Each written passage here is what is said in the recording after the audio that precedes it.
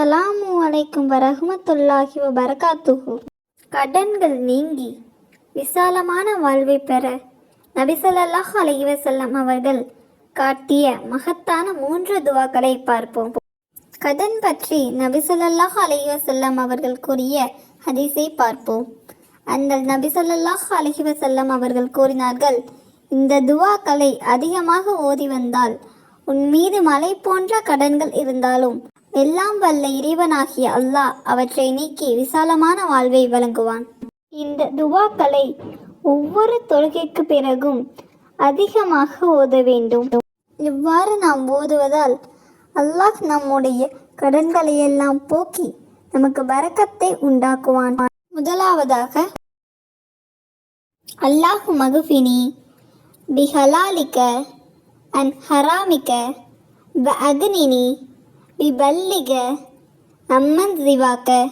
இரண்டாவதாக, அல்லாஹும்ம மாலிகல் முல்கி துஹுத்தில் முல்க மன் தஷாவு வ தன்சிவுல் முல்க மிம்மன் தஷாவு வது இஸ்ஸு மன் தஷாவு வது தில்லு மன் தஷாவு பியதிகல் ஹைரு இன்னக அலா குல்லி ஷையின் கதீர்.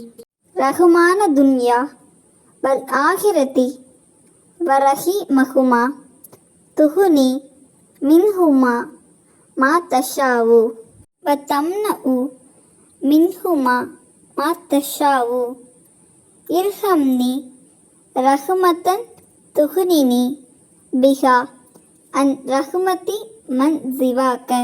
மூன்றாவதாக, அல்லாஹும்ம இன்னி அவுதுபிக்க மினல் ஹம்மி வல் ஹஸன் வ அவுதுபிக்க மினல் அஜ்ஸி வல் கஸல் வ அவுதுபிக்க மினல் ஜுப்னி வல் புஹுல் வ அவுதுபிக்க மின் கலபதி தைனி வ ககரி ரிஜால்.